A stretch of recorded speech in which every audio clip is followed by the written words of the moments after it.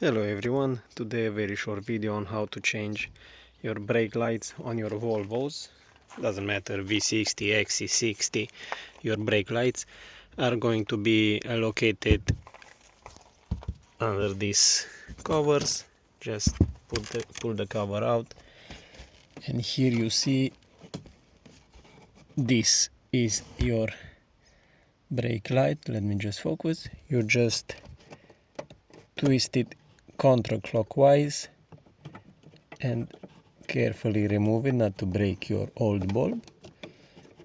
Here we go, and let me see the brake light. Let me just focus. You have to push it in and then twist it in order to put it to pull it out. Put your new bulb in there, twist it, and that's it.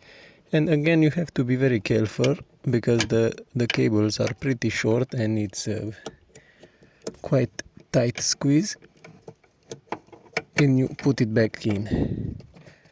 That's what he said. And put it back in and just twist it, and that's it. Put your cover back on, and this is it. Bye.